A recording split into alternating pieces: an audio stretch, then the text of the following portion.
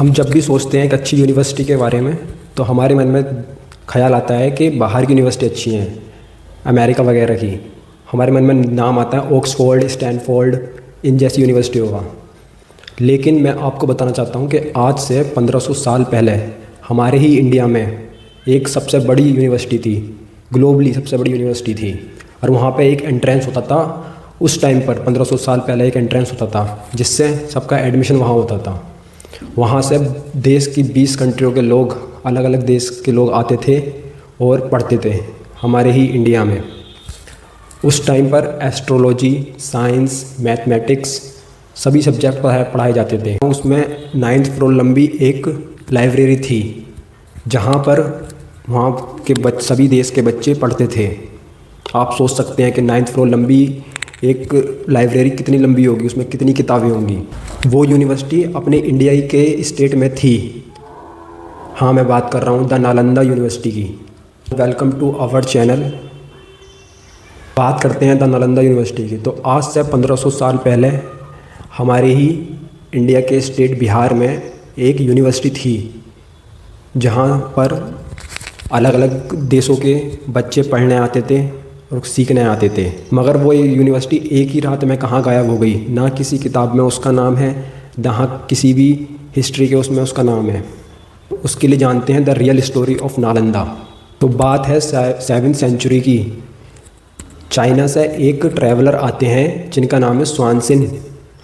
वो एक बुक लिखते हैं, the great tank of western, इस टाइप से कोई बुक लिखते हैं। जब वो इंडिया आते हैं तो आते साथ ही उनका नालंदा यूनिवर्सिटी के गेट पर ही उनका टेस्ट हो जाता है। गेट पर टेस्ट लेते हैं वहाँ के गेट कीपर। हाँ, गेट कीपर टेस्ट नहीं लेते हैं, लेकिन वो गेट कीपर आम नहीं थे। वो गेट कीपर होते हैं वहाँ के स्कॉलर्स जो वहाँ पढ़ते हैं। और उनके टेस्ट में सिर्फ 20 से 30% ही बच्चे पास होते हैं। फिर उसके बाद आते हैं सेकंड ट्रैवलर, वो भी चाइना से आते हैं। उनका नाम है येजिंग और वो 10 से 20 साल नालंदा यूनिवर्सिटी में ही रहते हैं।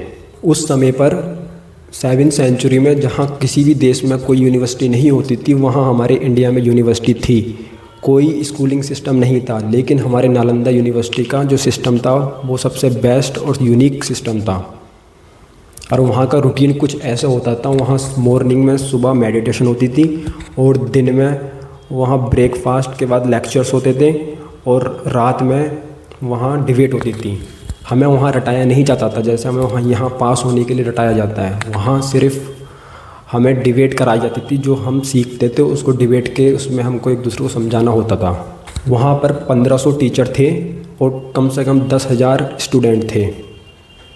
तो वहाँ पर हर एक स्टूडेंट के लिए 6 या 7 टीचर होते थे।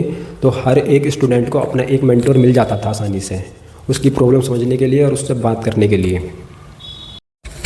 जैसे कि आज के टाइम पर वीक स्टूडेंट पर कोई ध्यान नहीं देता, सिर्फ फोकस करते हैं हम एक अच्छे स्टूडेंट पर कि उसके नंबर कैसे ज़्यादा गेन करा जाए। वीक स्टूडेंट को ऐसा कहा जाता है नॉर्मली, आपको पता ही होगा कि इससे कुछ नहीं होगा, पढ़ ले तू, बाहर से पढ़ सकता है ना। या फिर अलग से उसके लिए ट्यूशन लगाने पड़ते हैं या फिर अलग से उसको पढ़ाना पड़ता है वीक स्टूडेंट को ज़्यादा ट्यूशन लगा कर। लेकिन उस समय पर हर एक स्टूडेंट के लिए एक मेंटोर होता था जो वीक हो या फिर स्ट्रॉन्ग हो पढ़ाई में, सबके लिए एक मेंटोर होता था जो उनको साथ लेकर चलता था। और वो उस टाइम पर एक स्टूडेंट कुछ भी पढ़ सकता था। जैसे कि अब हमें एक स्ट्रीम चूज़ करनी पड़ती है 10th-12th के बाद, साइंस स्ट्रीम या फिर मेडिकल लाइन, है ना। तो उस टाइम पर हम कुछ भी पढ़ सकते थे, एस्ट्रोनॉमी, साइंस, मैथमेटिक्स, कुछ भी। आप खुद सोच सकते हैं वहाँ 9th फ्लोर की एक जो लाइब्रेरी थी वो एजुकेशन का भंडार था पूरा उसमें। तो अब जानते हैं the history of Nalanda. Nalanda के नाम से ही समझ में आ रहा है ना आलम दा, जिसका मीनिंग है अनस्टेबल फ्लो ऑफ एजुकेशन या फिर नॉलेज। जो ये नालंदा यूनिवर्सिटी थी इसको एस्टेबलाइज किया था अशोका ने। उन्होंने एक स्तूपा बनाया था जहाँ पर बुद्धिस्ट स्टूडेंट आते थे, पढ़ते थे। तो उस टाइम पर ही वो बहुत नॉलेज का केंद्र बन चुकी थी। लेकिन कुछ साल बाद उस यूनिवर्सिटी का गोल्डन पीरियड स्टार्ट होता है और कुमार गुप्त वहाँ यूनिवर्सिटी बनाने का प्लान करते हैं। यहाँ पर वो क्लासरूम्स, लाइब्रेरीज़, कैंटीन वगैरह सब बनाते हैं 1500 साल पहले आज से। वहाँ पर सारे देश के बच्चे आते हैं, पढ़ते हैं, रहते हैं। फिर स्टार्ट होता है उसका डिस्ट्रैक्शन पीरियड। 12th सेंचुरी में आते हैं खिलजी। खिलजी उस टाइम बिहार में, खिलजी वहाँ पर अपना रीजन एक्सपेंड कर रहे थे बिहार में। तो एक दिन अचानक उनकी तबीयत ख़राब हो जाती है।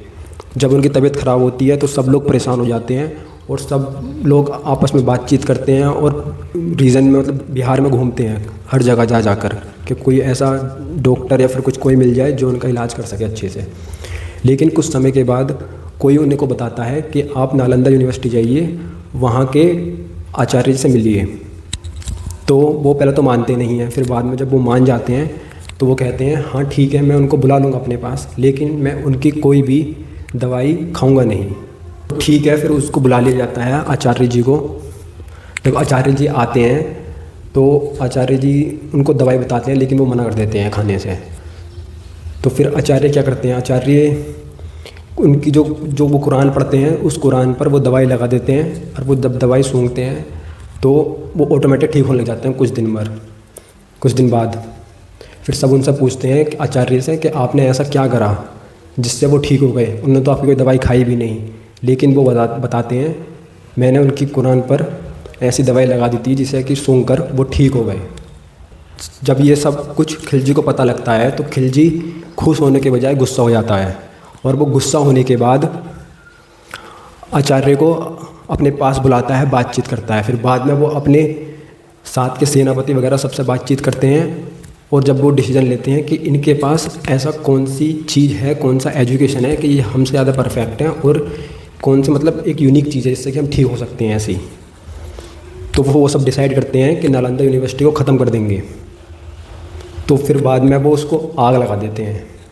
जब वो उसको आग लगा देते हैं, जो उसकी 9th फ्लोर लंबी लाइब्रेरी थी वो 3 महीने तक जलती है। 3 महीने तक जलने के बाद वहाँ के रिवर वगैरह सब गर्म हो जाते हैं। फिर बहुत साल तक नालंदा यूनिवर्सिटी का कहीं कुछ हिस्ट्री में नाम नहीं होता, सब नालंदा यूनिवर्सिटी को भूल जाते हैं। फिर बात शुरू होती है 1812 की। 1812 के अंदर एक ब्रिटिश सर्वेयर आते हैं, वो वहाँ पर सर्वे कर रहे होते हैं।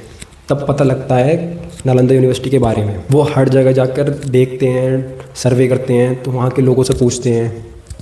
तो उन्हें वहाँ पर कुछ गड्ढे, कुछ पुरानी किताबें, कुछ ना कुछ मिलता है। जब सब मिलने के बाद वो और पीपल से पूछते हैं, बातचीत करते हैं, तो उन्हें पता लगता है कि यहाँ पे एक यूनिवर्सिटी होती थी। फिर ज़्यादा रिसर्च करने के बाद सब दुनिया को पता लगता है कि हाँ एक नालंदा नाम की यूनिवर्सिटी थी। फिर बात आती है ईयर 2010 की, 2010 की, जब नालंदा यूनिवर्सिटी एक्ट पास करा जाता है। जब से यूनिवर्सिटी बनने के लिए टेंडर पास करे जाते हैं और यूनिवर्सिटी का काम स्टार्ट होता है। फिर 2024 की बात, 2024 में नालंदा यूनिवर्सिटी बनकर तैयार हो जाती है। लेकिन जो यूनिवर्सिटी अब की है और जो यूनिवर्सिटी 1500 साल पहले थी, वो बहुत यूनिक यूनिवर्सिटी थी। वहाँ पर ऐसे मैन्यूस्क्रिप्ट्स थी जो अब हमारे पास नहीं है। अगर आप सोच सकते हो जो मैन्यूस्क्रिप्ट उस टाइम पर थी वो अब होती हमारे पास, तो हम कितने आगे होते हैं। और जो लिटरेसी रेट में बिहार सबसे नीचे है वो आज सबसे ऊपर होता। तो आप सोच सकते हैं नालंदा यूनिवर्सिटी के पास कितना कुछ था। इससे एक बात पता लगती है कि एजुकेशन बहुत पावरफुल चीज़ है, उसको जलाया जा सकता है लेकिन उसको मिटाया नहीं जा सकता। आपको वीडियो कैसी लगी कमेंट ज़रूर करना। मिलते हैं फिर किसी नेक्स्ट वीडियो में। Thanks for watching.